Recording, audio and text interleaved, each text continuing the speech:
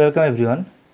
Today in this video we'll talk about the nucleic acid, nucleoside and also about the nucleotide, and previously we have discussed about the discovery of nucleic acid, where Friedrich Mister first discovered the nucleic acid from the nucleus of pulses of patient and named as nuclein, as he seen the material within the nucleus. And after that, Altman renamed the nuclein as nucleic acid because the nuclein has the acidic properties or acidic nature and they are present within the nucleus. So Altman renamed the nuclein as nucleic acid. So what is nucleic acid? Nucleic acid is the polymer of nucleotide. So the building block of nucleic acid is the mononucleotide. তাহলে আমরা যদি দেখি তাহলে nucleic acid হলো নিউক্লিওটাইডের polymer. তাহলে আমরা এখানে যে একটা মনোনিউক্লিওটাইড যদি দেখাই তাহলে এটা হচ্ছে একটা মনোনিউক্লিওটাইড। তাহলে সেটা যদি আরেকটা নিউক্লিওটাইডের সঙ্গে যুক্ত হয় মনোনিউক্লিওটাইড, সেক্ষেত্রে dinucleotide, then trinucleotide, then so on যদি চলতে থাকে সেক্ষেত্রে অলিগোনিউক্লিওটাইড হবে। এবং আলটিমেটলি যখন অসংখ্য এখানে মনোনিউক্লিওটাইড ইউনিট বা সিঙ্গেল ইউনিট পরস্পর কম্বাইন করে যাবে তাহলে একটা লং চেন ফর্মেশন হবে, সেটাকে বলে যে পলিনিউক্লিওটাইড চেন। তাহলে এই পলিনিউক্লিওটাইড চেন যেটা তৈরি হচ্ছে, অর্থাৎ নিউক্লিওটাইডের পলিমার যেটা তৈরি হচ্ছে, সেটা হচ্ছে নিউক্লিক অ্যাসিড। তাহলে আরএনএর ক্ষেত্রে যদি আমরা দেখি তাহলে এটা হবে, আরএনএর ক্ষেত্রে যদি দেখা যায় তাহলে আমাদের পলিনিউক্লিওটাইড চেনটা এরকম সিঙ্গেল স্ট্র্যান্ডেড হবে, অর্থাৎ একটাই চেন আরএনএ তৈরি করবে বা নিউক্লিক অ্যাসিড তৈরি করবে। আর যদি আমরা ডিএনএর ক্ষেত্রে যদি দেখি তাহলে ডিএনএটা হচ্ছে ডবল স্ট্র্যান্ড। তাহলে এরকম মনোনিউক্লিওটাইড পরপর জুড়ে জুড়ে প্রথমে পলিনিউক্লিওটাইড চেন তৈরি করবে। তাহলে এরকম পলিনিউক্লিওটাইড চেন দুটো পরস্পরের সঙ্গে হাইড্রোজেন বন্ড দ্বারা যুক্ত হয়ে গিয়ে ডবল স্ট্র্যান্ডেড যে নিউক্লিক অ্যাসিড তৈরি করবে সেটা হচ্ছে ডিএনএ। অর্থাৎ আমাদের নিউক্লিক অ্যাসিড হচ্ছে নিউক্লিওটাইডের পলিমার এবং সেই নিউক্লিওটাইডটা হচ্ছে তাহলে সেই বিল্ডিং ব্লক, এবং সেটা হচ্ছে মনোনিউক্লিওটাইড। এই মনোনিউক্লিওটাইডগুলো যখন পরপর জুড়তে থাকবে তাহলে ডাই ট্রাই অলিগো করতে করতে একটা সময় পলিনিউক্লিওটাইড চেন তৈরি করবে। তাহলে এরকম পলিনিউক্লিওটাইড চেন যখন সিঙ্গেল একটা নিউক্লিক অ্যাসিড ফর্মেশন করবে তাহলে সেটা হবে আরএনএ। আর যখন এরকম দুটো পলিনিউক্লিওটাইড চেন পরস্পর হাইড্রোজেন বন্ড দ্বারা যুক্ত হয়ে যে নিউক্লিক অ্যাসিড তৈরি করবে সেটা হচ্ছে DNA. So the building block of nucleic acid is the mononucleotide. Now we will see the structure of the building block, that is the nucleotide. অর্থাৎ নিউক্লিওটাইড যেটা আমাদের বা মনোনিউক্লিওটাইড যেটা আমাদের নিউক্লিক অ্যাসিড বা পলিনিউক্লিওটাইড চেনের বিল্ডিং ব্লক, তাহলে সেইটারই এবার ডিটেলস গঠন আমরা দেখব। তাহলে সেখানে নিউক্লিওটাইড কী দ্বারা ফর্মেশন হচ্ছে? Nucleotide is formed of pentose sugar, nitrogen base and phosphoric acid. Pentose sugar is a 5 carbon containing compound. Nitrogen base also categorized into two types, one is purine type, another is pyrimidine type. তাহলে এটাকে যদি আমরা categories করি তাহলে এর মধ্যে আমরা purine পাবো আর একটা হচ্ছে পিরিমিডিন পাবো। তাহলে পিউরিনের মধ্যে যদি আমরা দেখি তাহলে আমরা অ্যাডেনিন অ্যান্ড গুয়ানিন পাবো, অ্যান্ড পিরিমিডিনের মধ্যে যদি দেখি তাহলে সাইটোসিন, থাইমিন অ্যান্ড ইউরাসিল পাচ্ছি। তাহলে নাইট্রোজেন বেস যারা, অর্থাৎ নাইট্রোজেন কন্টেনিং কম্পাউন্ড এরা, তাহলে এদের একটা দুটো টাইপের, একটা পিউরিন টাইপের একটা পিরিমিডিন টাইপের। পিউরিনের মধ্যে আমরা অ্যাডেনিন গুয়ানিন দেখবো এবং পিরিমিডিনের মধ্যে আমরা তাহলে সাইটোসিন, থাইমিন অ্যান্ড ইউরাসিল দেখবো, এর সঙ্গে হচ্ছে ফসফরিক অ্যাসিড। তাহলে এরা তিনটে কম্পাউন্ড একসঙ্গে কম্বিনেশন করে বা কম্বাইন হয়ে তাহলে নিউক্লিওটাইড ফর্মেশন করবে, যেটা হচ্ছে building block of polynucleotide chain or the nucleic acid. তাহলে পেন্টোজ সুগার যে 5 কার্বন কন্টেনিং কম্পাউন্ড, তাহলে এটা যখন নাইট্রোজেন বেসের সঙ্গে সংযুক্ত হবে তখন যেটা ফর্মেশন হবে সেটা হচ্ছে নিউক্লিওসাইড। তাহলে নিউক্লিওসাইডের আমরা নেচার যদি দেখি তাহলে নাইট্রোজেন বেসের সঙ্গে সংযুক্ত হচ্ছে এবং সুগার হচ্ছে নিউট্রাল। তাহলে nucleoside is basic in nature. এবং যখন নিউক্লিওসাইডের সঙ্গে ফসফরিক অ্যাসিড অ্যাড হয়ে যাচ্ছে, তার মানে যখন এই তিনটে কম্পাউন্ড একসঙ্গে কম্বাইন করে যাচ্ছে তখন ফর্মেশন হবে নিউক্লিওটাইড। এবং যেহেতু ফসফরিক অ্যাসিড স্ট্রং অ্যাসিড, ফলে সেক্ষেত্রে নিউক্লিওটাইড যেটা ফর্মেশন হবে সেটা হচ্ছে অ্যাসিডিক নেচারের। তাহলে আমাদের নিউক্লিওটাইডটা হচ্ছে অ্যাসিডিক নেচারের, তাহলে সেই নিউক্লিওটাইডই তো হচ্ছে মনোনিউক্লিওটাইড, অর্থাৎ সিঙ্গেল ইউনিট। তাহলে অ্যাসিডিক মনোনিউক্লিওটাইডগুলো যখন পরপর যুক্ত হবে ফলে সেখান থেকে সিঙ্গেল স্ট্যান্ডার্ড আরএনএ এবং ডবল স্ট্যান্ডার্ড ডিএনএ তৈরি করছে, তাহলে তারাও অটোমেটিক কী হয়ে যাবে? অ্যাসিডিক নেচারের হবে। সেই জন্যে ফ্রেডরিক মিস্টার এটাকে নিউক্লিন বললেও অল্টম্যান দেখলেন যে নিউক্লিয়াসের মধ্যে যে নিউক্লিক মানে মেটেরিয়ালটা আছে সেটা হচ্ছে অ্যাসিডিক নেচারের। তাহলে অ্যাসিডিক নেচার কোথা থেকে আসছে? নিউক্লিওটাইডের মধ্যে ফসফরিক অ্যাসিড অ্যাড হওয়ার জন্য তাহলে সেটা অ্যাসিডিক নেচার চলে আসছে। ফলে এই নিউক্লিওটাইড দিয়ে যখন পলিনিউক্লিওটাইড চেন তৈরি হচ্ছে তাহলে সেটাও কী হয়ে যাবে? অ্যাসিডিক নেচারের হবে। তাহলে আমরা এখানে বিল্ডিং ব্লক যেটা দেখলাম নিউক্লিওটাইড, সেটাও তাহলে কি পেন্টোজ সুগার, নাইট্রোজেন বেস এবং ফসফরিক অ্যাসিড দ্বারা তৈরি। Now will discuss about each component of nucleotide. So let us start with pentose sugar first. Pentose sugar is 5 carbon containing compound. They also are of two type, one is ribose sugar, another is deoxyribose sugar. তাহলে pentose sugar 5 carbon অর্থাৎ 5টা carbon যুক্ত যৌগ, এবং এদের ক্ষেত্রে যদি দেখা যায় তাহলে এরা দুটো ধরনের, একটা রাইবোস সুগার, একটা deoxyribose sugar. Ribose sugar, deoxyribose সুগারের ক্ষেত্রে স্ট্রাকচার যদি আমরা দেখি তো প্রথমে রাইবোস সুগার দেখি। রাইবোস সুগারের ক্ষেত্রে যে আমরা রিংটা দেখতে পাচ্ছি, তাহলে এখানে রিংটাকে বলা হচ্ছে ফিউরানোজ রিং। কারণটা হচ্ছে এখানে 4 carbon molecule and 1 oxygen atom present within this ring. তাহলে এই রিংয়ের মধ্যে যদি দেখি 1 2 3 4 carbon and 1 oxygen molecule attached with carbon 1 and carbon 4। তাহলে কার্বন 1 4 এর সঙ্গে অক্সিজেন অ্যাটম অ্যাটাচড হয়ে আছে একই সঙ্গে এখানে।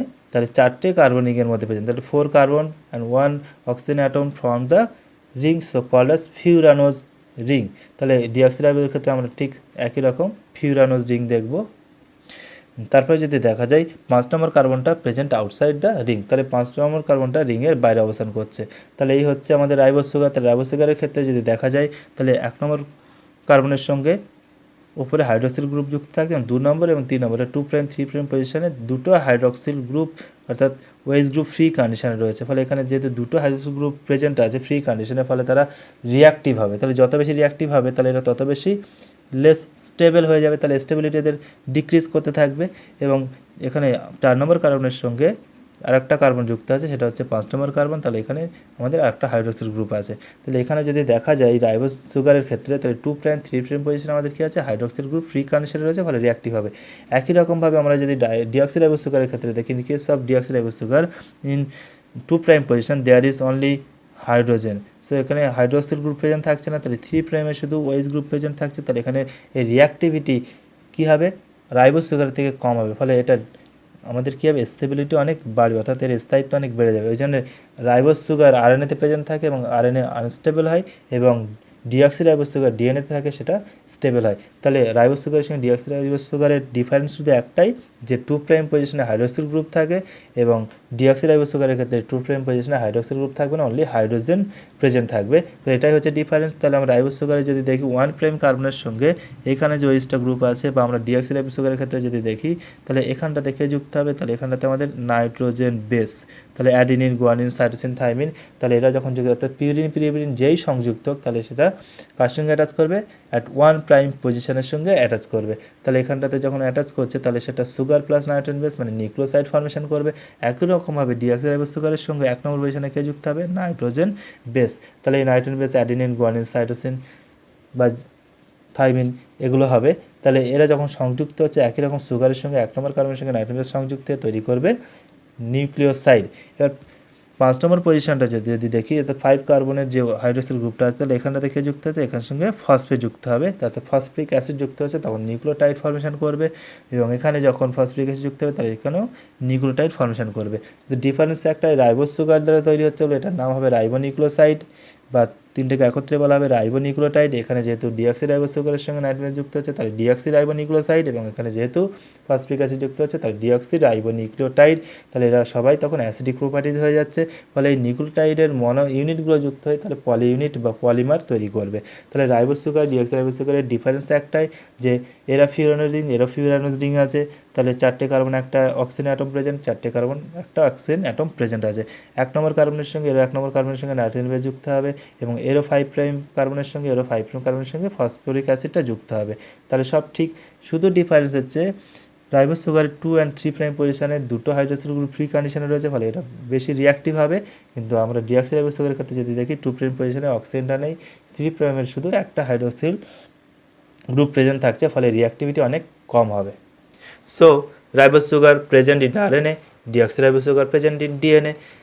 Two functional OH group present at 1, 2 prime 3 prime position, so more reactive, less stable. তাহলে 2 prime 3 position hydroxyl group present আছে, ফলে সেটা মোর রিয়াক্টিভ হবে, লেস স্টেবল হবে। ডিএনএ ক্ষেত্রে যদি দেখা যায় তাহলে only one functional hydroxyl group present at 3' position, so less reactive, more stable. তার রিয়াক্টিভিটি যত কমবে স্টেবিলিটি তত বাড়বে। ফলে পৃথিবীতে প্রথম আরএনএ এলেও সেটা কিন্তু পরবর্তীতে ডিএনএ কনভার্ট হয়ে যায়, তাহলে তার স্টেবিলিটি বাড়ানোর জন্য, অর্থাৎ রাইবোজ সুগার থেকেই অক্সিজেন রিলিজ হওয়ার পরে কিন্তু ডিঅক্সি রাইবোজ সুগারটা ফর্মেশন হয়েছিল ডিউরিং ইভলিউশন।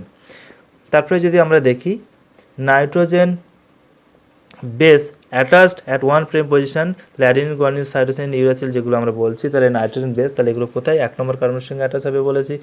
একই রকমভাবে আমরা ডিঅক্সি রাইবোজ সুগারের ক্ষেত্রে যদি দেখি নাইট্রোজেন বেস অ্যাটাচ হবে 1' পজিশনে, যেহেতু এখানে রাইবোজ সুগার তাহলে এখানে adenine, guanine, cytosine, uracil attach হবে, এবং এখানে adenine, guanine, cytosine and thymine, যেহেতু ডিএনএতে থাইমিন প্রেজেন্ট থাকে এবং আরএনএতে ইউরাসিল প্রেজেন্ট থাকে। Phosphoric acid attach at 5' position in case of ribose sugar, and phosphoric acid attach at 5' position in case of deoxy ribose sugar also. তাহলে আমরা এখানে pentose sugar সম্পর্কে ডিসকাস করলাম, তাহলে রাইবোজ সুগার এবং ডিঅক্সি রাইবোজ সুগার সম্পর্কে details information দেওয়া হলো। Nitrogen bases also are of 2 type, one is purine type, another is pyrimidine type. তাহলে নাইট্রোজেন বেসের আমরা টাইপস যদি দেখি তাহলে দুটো টাইপস, একটা পিউরিন টাইপ, একটা পিরিমিডিন টাইপের। তাহলে পিউরিন হচ্ছে dicyclic compound whose made up of 1 6-membered ring and 1 5-membered ring, যেটাকে আমরা ইমিডাজল বলছি।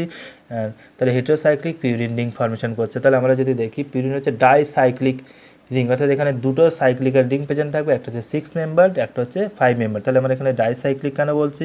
Because it consist of 1 6-membered ring and other হচ্ছে 5-membered রিং। এই 5-membered রিংটাকে আমরা ইমিডাজল রিং বলছি। তাহলে দুটো একসঙ্গে তাহলে পিউরিনের রিং ফর্মেশন করছে, এবং এটাকে হেটেরোসাইক্লিক কেন বলা হয়েছে? তাহলে এই রিংয়ের মধ্যে শুধুমাত্র সেম টাইপের অ্যাটম প্রেজেন্ট নেই, কারণ এখানে ডিফারেন্ট টাইপের atom present, nitrogen, carbon present থাকছে বলে এটাকে আমরা হেটেরোসাইক্লিক রিং বলছি। তাহলে আমরা পিউরিনের ক্ষেত্রে সেম হেটেরোসাইক্লিক রিং দেখব, কিন্তু পিউরিনের ক্ষেত্রে কি দুটো সাইক্লিকের রিং দ্বারা তৈরি, একটা হচ্ছে 6-membered, একটা 5-membered, so called as dicyclic compound. এবার আমরা পিরিমিডিনের ক্ষেত্রে যদি দেখি মনোসাইক্লিক কম্পাউন্ড, অর্থাৎ এখানে সাইক্লিক্যাল কম্পাউন্ড বা স্ট্রাকচার একটাই থাকবে, whose made up of heterocyclic pyrimidine ring 6-membered। তাহলে এখানে 6-membered রিং শুধু প্রেজেন্ট থাকবে, এবং হেটেরোসাইক্লিক কারণ হচ্ছে এখানেও সেই নাইট্রোজেন কার্বন দ্বারা ফর্মেশন হয়েছে, ফলে এটা হচ্ছে heterocyclic.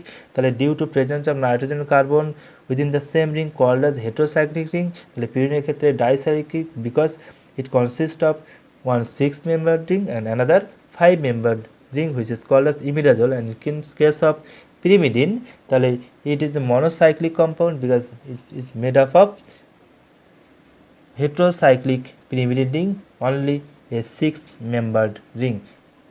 Now we will see the numbering of carbon and nitrogen molecule within this ring.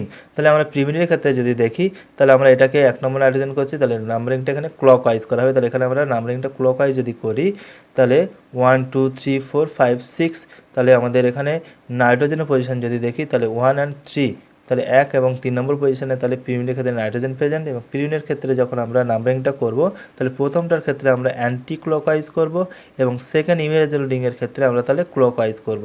তাহলে ফার্স্ট অ্যান্টি ক্লকওয়াইজ যদি নাম্বারিংটা করা এখান থেকে আমরা কারণ নাম্বার 1 বা 1 নম্বর শুরু করে দিতে নাইট্রোজেন 1, তারপর এখানে 2 3 4 5 6, তারপর আমরা ক্লকওয়াইজ যদি করি তাহলে সেক্ষেত্রে এইভাবে যেতে হবে, তাহলে 7 8 9। তাহলে এখানে আমরা নাম্বারিংটা পিরিমিডের ক্ষেত্রে ক্লকওয়াইজ করব, এবং পিউরিনের ক্ষেত্রে ফার্স্ট অ্যান্টি ক্লকওয়াইজ দেন ক্লকওয়াইজ। তাহলে এখানে নাম্বারিং করলে এখান থেকে আমরা যদি দেখি নাইট্রোজেন পজিশন 1 3 7 and 9, তাহলে আমাদের পিউরিনের ক্ষেত্রে নাইট্রোজেন 4টে প্রেজেন্ট থাকছে, সেটা হচ্ছে পজিশন 1 3 7 and 9। পিরিমিডের ক্ষেত্রে নাইট্রোজেন 2টো প্রেজেন্ট থাকছে, এটা হচ্ছে 1 and 3 পজিশনে, 1 এবং 3 নম্বর পজিশনে। তাহলে এবারে এখানে পিউরিনের ক্ষেত্রে যে 9 নম্বর নাইট্রোজেনটা আছে তার সঙ্গে আমরা হাইড্রোজেন দেখিয়েছি, এবং এখানে 1 নম্বর যেটা আছে তার সঙ্গে হাইড্রোজেন দেখিয়েছি। তাহলে বাকিগুলোতে আমরা হ্যান্ড ফিল আপ করে আর দেখাইনি, তাহলে শুধু এখানে বেসিক কনসেপ্টটা বোঝার আমাদের দরকার। তাহলে এখানে 9 নম্বরের যে হাইড্রোজেন আছে আর নাইট্রোজেনের সঙ্গে 1 নম্বর নাইট্রোজেনের সঙ্গে হাইড্রোজেন আছে, তাহলে এরা পিউরিনটা যখন তাহলে এটা নাইট্রোজেন বেস, তাহলে এরা কার সঙ্গে যুক্ত হবে? সুগারে। তাহলে আমাদের সুগার যেটা দেখাচ্ছিলাম, তাহলে সেই সুগারের আমরা এখানেতে আমরা কি 1 নম্বর কার্বন, তো 1 নম্বর কার্বনে কে যুক্ত হবে? Nitrogen base. তাহলে নাইট্রোজেন বেস পিউরিনে গিয়ে অ্যাড হতে পারে, পিরিমিডিন গিয়ে অ্যাড হতে পারে, তাহলে যেটাই হোক এখানে অ্যাড হবে। তাহলে এখানে কত নম্বর কার্বনের সঙ্গে অ্যাড হচ্ছিল? 1', মানে 1 নম্বর কার্বনের সঙ্গে অ্যাড হচ্ছিল।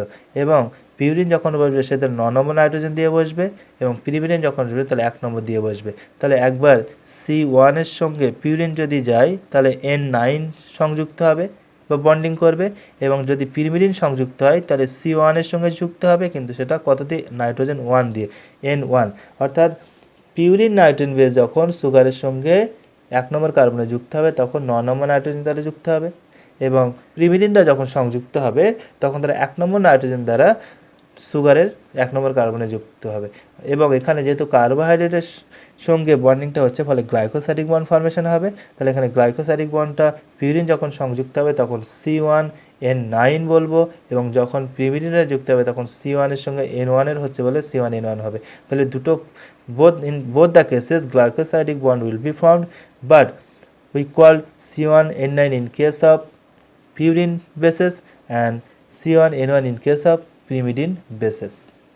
So glycosidic bond formed between C1 of pentose sugar and N9 of purine called as C1N9 glycosidic bond। তাহলে এরা যখন সংযুক্ত হবে, তাহলে আমি বললাম আগেই, তাহলে 9 নম্বর নাইট্রোজেন দ্বারা সুগারে 1 নম্বর কার্বনে যুক্ত হবে বলে গ্লাইকোসাইডিক বন্ড ফর্মেশন হচ্ছে, তাহলে সেটা হবে C1N9। and in case of pyrimidine glycosidic bond formed হবে between C1 of pentose সুগারের কার্বন 1 এর সঙ্গে and the N1 of pyrimidine called as the C1N1 glycosidic bond. তাহলে এরা 1 নম্বর নাইট্রোজেন দ্বারা 1 নম্বর কার্বনে যুক্ত হবে, ফলে সেটা হবে C1N1 গ্লাইকোসাইডিক বন্ড। তাহলে দুটো ক্ষেত্রেই যদি দেখি, in the both the cases glycosidic বন্ডই ফর্মেশন হচ্ছে। তাহলে শুধু আমরা তাদের নামটা আলাদা বলছি, যে যখন পিউরিন যুক্ত হবে 9 নম্বর নাইট্রোজেন যুক্ত হলে সেটা হচ্ছে C1N9 গ্লাইকোসাইডিক বন্ড, আর যখন পিউরিনটা যুক্ত হবে তখন হবে C1N1 glycosidic bond. Now will form the structure of purine nitrogen bases, that is the adenine guanine, and also the pyrimidine nitrogen bases, that is the cytosine, thymine and uracil. So these two rings are the parental ring of purine and this is the parental ring of pyrimidine। অর্থাৎ এটা হচ্ছে পিউরিনের parental ring, এখানে বিভিন্ন group add করার পর সেটা adenine guanine formation করবে, এবং এটা হচ্ছে আমাদের পিরিমিডিনের প্যারেন্টাল রিং, যেখানে আমরা বিভিন্ন গ্রুপ অ্যাড করলে তাহলে সেটা সাইটোসিন, থাইমিন বা ইউরাসিলে ফর্মেশন করে দেবে। তাহলে সেটাই আমরা এবারে করব। তাহলে আমরা পিউরিনের ক্ষেত্রে আমরা অ্যাডেনিন গুয়ানিন ফর্মেশন করার জন্য পিউরিনের যে প্যারেন্টাল রিং ছিল সেটাকে আমরা এখানে বাছাই করে নিলাম, বা সেটাকে এখানে নিলাম, নিয়ে সেখানে বিভিন্ন গ্রুপ অ্যাড করব। তাহলে আমরা যখন এখানে 6th পজিশনে অ্যামাইনো গ্রুপ অ্যাড করছি, অর্থাৎ 6 অ্যামাইনো পিউরিন, সেটাকেই বলা হচ্ছে অ্যাডিনিন। তাহলে প্যারেন্টাল রিংয়ে শুধু 6 নম্বর পজিশনে অ্যামাইনো গ্রুপ অ্যাড করলে সেটা অ্যাডিনিন ফর্মেশন হয়ে যাবে, এবং তারপর যদি গুয়ানিন ফর্মেশন করি তাহলে আমরা 2 নম্বর পজিশনে অ্যামাইনো গ্রুপ এবং 6th পজিশনে অক্সি গ্রুপ অ্যাড করলে তাহলে 2 অ্যামাইনো 6 অক্সি পিউরিন, সেটাই হচ্ছে আমাদের গুয়ানিন। তাহলে আমরা পিউরিনের রিং নিয়েছি, তাহলে পিউরিন রিংয়ে 6 নম্বরে অ্যামাইনো অ্যাড করলে 6 অ্যামাইনো পিউরিনটা অ্যাডিনিন ফর্মেশন করছে, এবং আমরা যখন পিউরিনে আর একটা রিং নিচ্ছি, নিয়ে সেখানে আমরা 2 নম্বরে অ্যামাইনো অ্যাড করছি এবং 6 নম্বরে অক্সি অ্যাড করছি, ফলে 2 অ্যামাইনো 6 অক্সি পিউরিন যেটা তৈরি হচ্ছে সেটা হচ্ছে আমাদের গুয়ানিন। তাহলে আমরা প্যারেন্টাল রিংয়ের স্ট্রাকচারটা যদি ক্লিয়ারভাবে জানি, তাহলে সেখানে বিভিন্ন গ্রুপ অ্যাড করে দিলে অটোমেটিক আমাদের নাইট্রোজেন বেসগুলো মানে অর্থাৎ অ্যাডেনিন গুয়ানিন ফর্মেশন হয়ে যাচ্ছে। একই রকমভাবে পিরিমিডিনের ক্ষেত্রে আমরা প্যারেন্টাল রিংটাকে নিয়েছি। তাহলে পিরিমিডিন যে 3 টাইপসের, সাইটোসিন, থাইমিন অ্যান্ড ইউরাসিল টাইপের, so we have taken 3 parental ring of pyrimidine. তাহলে এখানে প্যারেন্টাল রিং 3টে নিয়েছি, প্রত্যেকে 2 নম্বরে আমরা অক্সি অ্যাড করে দিলাম। তাহলে প্রত্যেকে 2 নম্বরে অক্সি অ্যাড করার পরে প্রত্যেকে যে 4 নম্বর পজিশন আছে, প্রত্যেকটার 4 নম্বর পজিশনে আমরা যদি দেখি, প্রথমটার অ্যামাইনো অ্যাড করব, পরের দুটোর ক্ষেত্রে আমরা অক্সি অ্যাড করব। তাহলে এখানে যেটা ফর্মেশন হয় 2-oxy-4 অ্যামাইনো পিরিমিডিন, তাহলে এটাই অটোমেটিক ফর্মেশন হয়ে গেল সাইটোসিন। অর্থাৎ আমাদের প্যারেন্টাল রিংয়ে যখন 2 নম্বর পজিশনে অক্সি এবং 4 নম্বরে অ্যামাইনো রাখবো তাহলে সেটা হয়ে যাবে সাইটোসিন। তারপরে যদি আমরা থাইমিনের ক্ষেত্রে দেখি, তাহলে 2,4-ডাইঅক্সি হয়ে আছে, তাহলে 2,4-ডাইঅক্সি। একই সঙ্গে আমাদের এখানে 5 নম্বর পজিশনে যদি মিথাইল গ্রুপ অ্যাড করা হয় তাহলে কি হচ্ছে, 2,4-ডাইঅক্সি তো বলছি, তাহলে 2,4-ডাইঅক্সি একই সঙ্গে 5-মিথাইল প্রিমিডিন, তাহলে সেটাই হয়ে যাবে আমাদের থাইমিন। অর্থাৎ 2,4 দুটো পজিশনে অক্সি গ্রুপ থাকছে, একই সঙ্গে 5 যে কার্বন সেখানে আমাদের মিথাইল গ্রুপ অ্যাড হয়ে যাচ্ছে, সেই জন্য বলা হচ্ছে 2,4-ডাইঅক্সি 5-মিথাইল প্রিমিডিন। একই সঙ্গে যদি আমরা তারপরের ইউরাসিলটাকে দেখি, তাহলে 2,4-ডাইঅক্সি যেটা তৈরি হলো দুটো অক্সি গ্রুপ অ্যাড করার পরে, তাহলে অটোমেটিক কিন্তু সেটা ইউরাসিল ফর্মেশন হয়ে গেলো। অর্থাৎ 2,4-ডাইঅক্সি প্রিমিডিন মানেই হচ্ছে ইউরাসিল। তার মানে আমরা ইউরাসিলের সঙ্গে এখানে মিথাইল গ্রুপ অ্যাড করে দিলে কী হয়ে যাবে, সেটা থাইমিন হয়ে যাচ্ছে। তার মানে আমরা থাইমিনের নামটা কী বলতে পারি, 2,4-ডাইঅক্সি 5-মিথাইল প্রিমিডিনও বলতে পারি, অথবা 5 মিথাইল ইউরাসিলও বলতে পারি। তাহলে কি হলো, আমাদের প্যারেন্টাল রিংয়ের গঠনটা ঠিকঠাকভাবে জানতে হবে। নাইট্রোজেন বেসগুলোর গঠন জানতে গেলে তাহলে সেই নাইট্রোজেন বেসের প্যারেন্টাল রিং আমরা পিরিমিডিন এবং পিউরিনের রিং দেখলাম। তাহলে এখানে আমরা পিউরিন তৈরি করার জন্য পিউরিনের প্যারেন্টাল রিং নিয়েছি। তাহলে এখানে বিভিন্ন গ্রুপ, একবার অ্যামাইনো, এখানে 2 নম্বরে অ্যামাইনো, অক্সি অ্যাড করে দিলে অ্যাডেনিন গুয়ানিন ফর্মেশন হয়ে গেল। পিরিমিডিনের ক্ষেত্রে আমরা প্যারেন্টাল রিং 3টে নিয়েছি, যেহেতু সাইটোসিন থাইমিন ইউরাসিল ফর্মেশন করতে হবে। প্রত্যেকে 2 নম্বরে অক্সি অ্যাড করে দাও এবং তারপরে প্রথম জনের অ্যামাইনো, পরের দুজনের আবার আমরা অক্সি অ্যাড করে দিলাম। তাহলে এটা অটোমেটিক 2 অক্সি 4 অ্যামাইনো পিরিমিডিন মানে সাইটোসিন ফর্মেশন হয়ে গেল। এবং যখন 2,4 ডাইঅক্সি পিরিমিডিন ফর্মেশন হলো তখন অটোমেটিক সেটা ইউরাসিল ফর্মেশন হয়ে গেল। তাহলে বাকি থাকছে আমার থাইমিন। তাহলে ইউরাসিল যেটা ফর্মেশন হয়েছে তাহলে এটাও ইউরাসিল ছিল।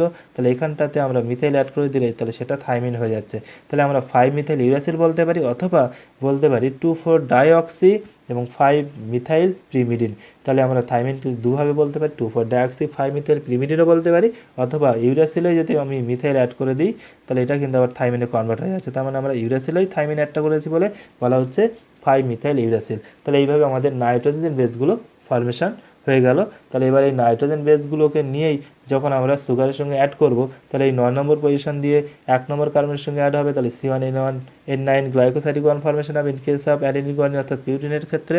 এবং যখন পিরিমিডিনরা যাবে অর্থাৎ সাইটোসিন থাইমিন ইউরাসিলরা যখন অ্যাড হবে তখনও আমাদের পেন্টোজ সুগারের 1 নম্বর কার্বনের সঙ্গে সংযুক্ত হবে। যখন সংযুক্ত হবে তাহলে সেখানে 1 নম্বর নাইট্রোজেন দ্বারা যুক্ত হচ্ছে সবাই, ফলে সেখানে বন্ডিংটা হবে C1N1 গ্লাইকোসাইডিক বন্ড, অর্থাৎ পিউরিনের ক্ষেত্রে C1N9 বন্ড হচ্ছে গ্লাইকোসাইডিক বন্ড এবং পিরিমিডিনদের ক্ষেত্রে তাহলে সেখানে C1N1 গ্লাইকোসাইডিক বন্ডটা ফর্মেশন হচ্ছে। Now the structure of phosphoric acid, the formula of phosphoric acid is H3PO4। তাহলে আমরা এখানে গঠনটা যদি তৈরি করি তাহলে ফসফেটটাকে মিডিলে লেখার পরে আমরা চারদিকে 4টে অক্সিজেন অ্যাড করে দিলাম এবং 3টে হাইড্রোজেন অ্যাড করে দিলে তাহলে আমাদের 3টে হাইড্রোক্সিল গ্রুপ ফর্মেশন হলো। এবং এখানে এই অক্সিজেনে একটা বা হাত দরকার বা একটা বন্ডিং দরকার, এই ফসফেটে আরও একটা বন্ডিং দরকার, কারণ ফসফেট টোটাল 5টা বন্ডিং করছে। তাহলে এখানে ডবল বন্ড করে দিলেই তাহলে হয়ে গেল তাহলে H3PO4 গঠনটা। তাহলে 3টে হাইড্রোক্সিল হবে, একটা আমাদের অক্সি গ্রুপ প্রেজেন্ট। তাহলে এই যে ফসফরিক অ্যাসিডটা তাহলে আমাদের সুগার অর্থাৎ পেন্টোজ সুগারের যে গঠনটা দেখলাম, তাহলে 1 নম্বরের সঙ্গে নাইট্রোজেন বেসগুলো অ্যাড হলে তখন সেটা হবে নিউক্লিওসাইড, এবং ফসফরিক অ্যাসিডটা যখন অ্যাড হবে তাহলে সেটা হবে নিউক্লিওটাইড। তাহলে আমাদের ফসফরিক অ্যাসিড কোথায় গিয়ে অ্যাড হবে, তাহলে আমাদের পেন্টোজ সুগারের 5 নম্বর কার্বন যেটা আছে তার সঙ্গে অ্যাড হবে। তাহলে attached at 5 prime position of pentose sugar by phosphodiester bond. তাহলে ফসফোডাইএস্টার বন্ডটা কিন্তু আমাদের সুগারের 5 নম্বর কার্বনের সঙ্গে যুক্ত হবে। তাহলে এইভাবে ফর্মেশন হবে নিউক্লিওটাইড। তাহলে আমরা আজকের যেটা দেখলাম যে আমাদের নিউক্লিক অ্যাসিডের হচ্ছে পলিমার অফ নিউক্লিওটাইড মনোনিউক্লিওটাইড। সেই মনোনিউক্লিওটাইড গঠনে যখন এলাম সেখানে দেখলাম যে তারা আবার pentose sugar, nitrogen base, phosphoric acid তৈরি, এবং তারপর আমরা সেই কম্পোনেন্টগুলোর প্রত্যেকটার আবার ডিটেলস দেখলাম যে পেন্টোজ সুগারের মধ্যে রাইবোজ ডিঅক্সি রাইবোজ সুগারের স্ট্রাকচার কেমন হবে, নাইট্রোজেন বেসের মধ্যে পিউরিন প্রিমিডিনের প্যারেন্টাল রিং ফর্মেশন করে সেখান থেকে আমরা adenine guanine cytosine thymine uracil formation করলাম, এবং তারপর ফসফরিক অ্যাসিডের গঠনটা দেখলাম। নেক্সট আমরা নিউক্লিওসাইড নিউক্লিওটাইড ফর্মেশন করব এবং তারপরে কীভাবে পলিনিউক্লিওটাইড চেইন ফর্মেশন হয় সেটাও দেখব নেক্সট ভিডিওতে। Thank you so much.